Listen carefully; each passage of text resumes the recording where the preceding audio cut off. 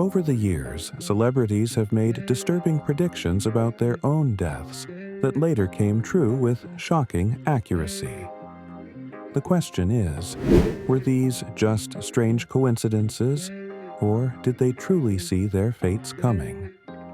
Today, we're counting down the 10 most chilling cases of celebrities who somehow predicted exactly how they would die. Let's dive in. 10. Juice, WRLD, whose real name was Jared Higgins, was a rapper and singer known for his emotional lyrics and unique style. He blew up with his hit song Lucid Dreams and quickly became one of the biggest names in music. But sadly, his life was cut short. He died on December 8, 2019, just 6 days after his 21st birthday. His death shocked the world, but what made it even more heartbreaking was that he seemed to predict it in his own music. One of Juice WRLD's most famous songs, Legends, now feels like a warning. In the song, he raps, "What's the 27 Club? We ain't making it past 21." The 27 Club refers to famous musicians who died at 27, like Kurt Cobain and Amy Winehouse. But Juice didn't even make it that far. He died at 21, just like he said in the song. Juice WRLD's death happened after he landed in Chicago from a flight. Police were waiting for his private jet because they had been tipped off about drugs and weapons on board.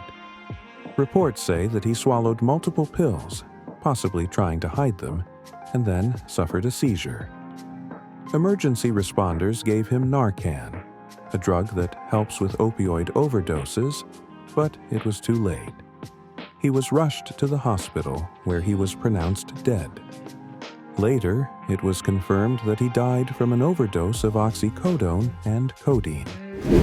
Juice, WRLD's death was heartbreaking, but Mark Twain's was even more tragic. 9. Mark Twain was one of the greatest writers in American history. You probably know him as the man behind The Adventures of Tom Sawyer and Huckleberry Finn, but he was also a humorist, a social critic, and someone who seemed to have a way with fate. As strange as it sounds, Twain actually predicted his own death, and he was right. Twain was born in 1835, the same year that Halley's Comet passed by Earth. This fascinated him, and later in life, he made a bold prediction. In 1909, he told people, "I came in with Halley's Comet in 1835. It's coming again next year, 1910, and I expect to go out with it. It would be a great disappointment in my life if I don't." He even joked that God must have planned for them to come and go together. And that's exactly what happened. On April 20th, 1910, Halley's Comet made its closest approach to the Sun. The very next day, Twain died of a heart attack. It was almost as if he knew his time had come. In the days leading up to his death, Twain's health had been failing. He was weak, couldn't sleep well, and could barely move. But on April 21st, the day he died, he had a brief moment of energy. He sat up in bed, talked with his family, and even asked for a book he had been reading, The French Revolution by Thomas Carlyle. When the nurse handed it to him, he realized he wasn't wearing his reading glasses. He tried to ask for them, but his voice was too soft, so he wrote it down instead. That turned out to be the last thing he ever wrote. He passed away at 6:22 p.m. Mark Twain lived into his 70s, but Bob Marley's story is something else entirely. You won't believe what happened to him. 8. Bob Marley wasn't just a musician. He was a legend. His music spread reggae across the world, but behind the feel-good melodies, Marley had a tough life. He survived an assassination attempt, battled illness, and, most strangely, seemed to predict his own death. After the 1976 shooting at his home in Jamaica, Marley reportedly told close friends that he didn't expect to live past 36. At the time, it might have just seemed like something he said in the heat of the moment. But a year later, he was diagnosed with a rare and aggressive form of skin cancer called acral lentiginous melanoma. Unlike most skin cancers, this one wasn't caused by the sun. It developed under his big toenail, a place no one would think to check. Doctors told him the best way to stop the cancer from spreading was to amputate his toe. But Marley refused. His Rastafarian beliefs didn't allow it, and more than that, he didn't want anything stopping him from performing. Instead, he had a smaller procedure, hoping it would be enough. For a while, he kept going. He continued making music and touring the world. In 1980, he performed in front of 100,000 people in Milan and even sold out Madison Square Garden. But behind the scenes, the cancer was spreading. On September 21st, while jogging in Central Park, he collapsed. When doctors examined him, they discovered the worst. His cancer had spread to his brain, lungs, and liver. Marley tried alternative treatments in Germany, but nothing worked. By May 1981, he was too weak to continue, so he decided to return to Jamaica. Sadly, he didn't make it. His health got worse during the flight, and when they landed in Miami, he was rushed to the hospital. On May 11, 1981, at the age of 36, just like he had predicted, Bob Marley passed away. And he wasn't the only one. Princess Diana also died at 36, but no one realized she had predicted it until it was too late. 7. Diana, Princess of Wales, was one of the most famous women in the world. She was loved for her kindness, her charity work, and the way she connected with people. But behind the glamour and fairy tale image, Diana's life was far from perfect. And what makes her story even more depressing is that she seemed to predict her own tragic death. On August 31st, 1997, Diana was in Paris with her boyfriend, Dodi Fayed. Late that night, they left the Ritz Hotel and got into a black Mercedes. Their driver, Henry Paul, was speeding through a tunnel, trying to escape the paparazzi. Then, in a horrific moment, the car crashed into a pillar. Dodi and the driver died instantly. Diana survived the crash but was badly injured.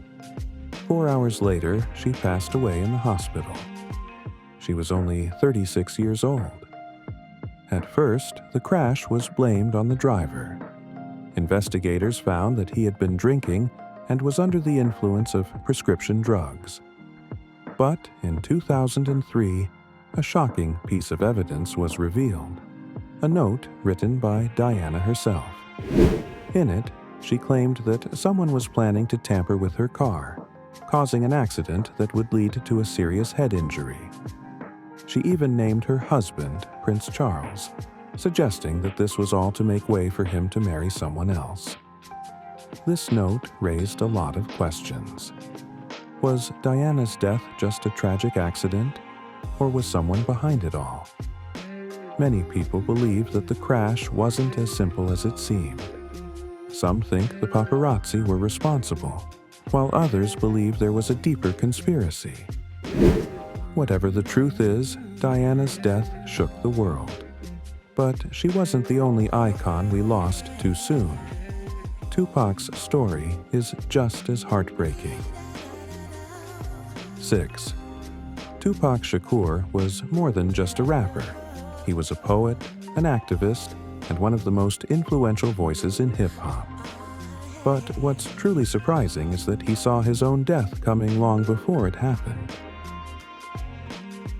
In one of his songs with Richie Rich, Tupac rapped, "I've been shot and murdered. Can't tell you how it happened word for word." At the time, it might have just sounded like another lyric. But on September 7, 1996, it became reality. That night, Tupac was in Las Vegas with Suge Knight to watch a Mike Tyson fight. After the match, he and his crew got into a fight with a man named Orlando Anderson, a known member of the Southside Compton Crips. Surveillance footage even captured the moment Tupac and his crew attacked Anderson in the lobby of the MGM Grand.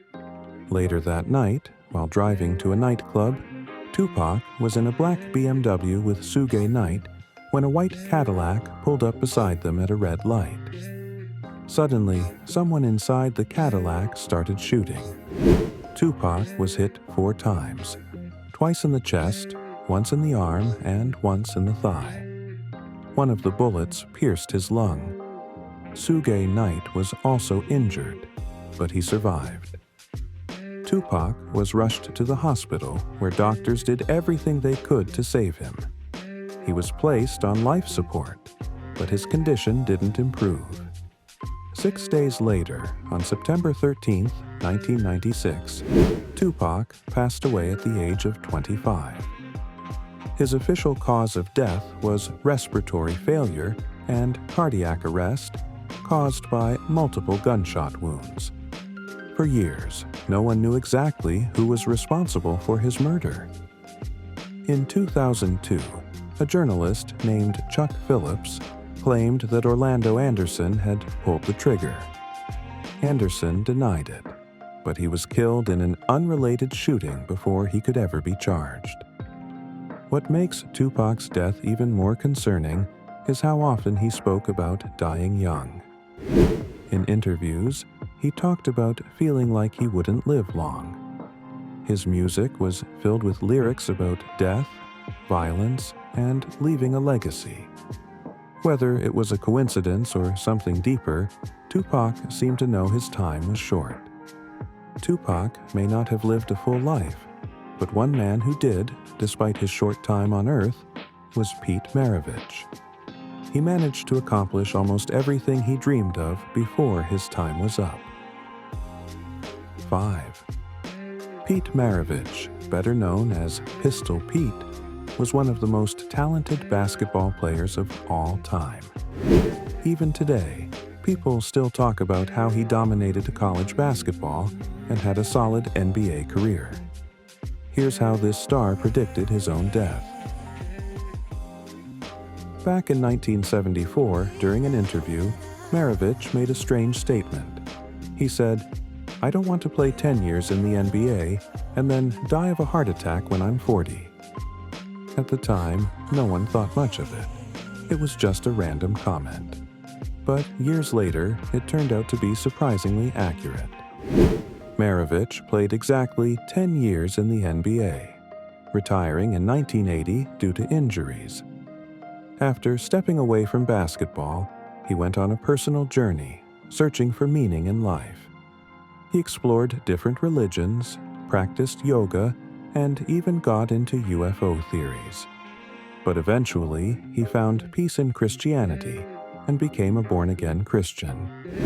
He often said that he wanted to be remembered not just as a basketball player, but as someone who served Jesus with all his heart. Then, on January 5, 1988, something tragic happened. Maravich was playing a casual game of basketball in Pasadena, California. He was with a group of friends, including evangelical author James Dobson. In the middle of the game, he suddenly collapsed. He had died of a heart attack at exactly 40 years old, just like he had predicted. An autopsy later revealed that Maravich had been born with a rare heart defect. He was missing a key artery that supplies blood to the heart. Somehow, his body had adapted and kept him alive through years of intense physical activity. But in the end, it caught up with him. John Lennon was another incredibly talented soul who passed away at 40. But unlike Pete, the saddest part is that his death could have been prevented. 1954. John Lennon was a musician and a cultural icon. As one of the founding members of the Beatles, he helped change music forever. Let's see how he predicted his own death. In 1975, Lennon decided to step away from music to focus on his family. He had spent years in the spotlight, and now he just wanted to be a father to his young son, Sean. For 5 years, he lived a quiet life, staying away from the industry. But in 1980, he returned to music and started working on new songs for what would become his album, Double Fantasy. He was full of ideas, writing so many songs that some didn't even make it onto the album. One of those songs, Borrowed Time, would later seem eerily prophetic. Inspired by a scary experience at sea, the song includes the line, "Living on borrowed time without a thought for tomorrow." At the time, it probably just felt like a reflection on life's unpredictability. But after what happened next, those words took on a whole new meaning. On December 8, 1980, Lennon was in New York City with his wife, Yoko Ono. That evening, as they were heading home to their apartment building, the Dakota, a man named Mark David Chapman was waiting outside. Earlier that day, Chapman had actually asked Lennon for an autograph, and Lennon had kindly signed his album. But now, hours later, Chapman was back, and this time he was holding a gun. As Lennon walked through the entrance of his building, Chapman shot him 4 times at close range. He was rushed to the hospital in a police car, but it was too late. At just 40 years old, John Lennon was gone. The world was in shock. Fans gathered outside the Dakota, crying and singing his songs. Instead of a funeral, Yoko Ono asked people to hold a silent vigil for him. Lennon's ashes were later scattered in Central Park, where a memorial called Strawberry Fields now stands. What if Lennon had just said no to Chapman when he asked for the autograph? Did Lennon have a sense that his time was running out? Or was it just a coincidence?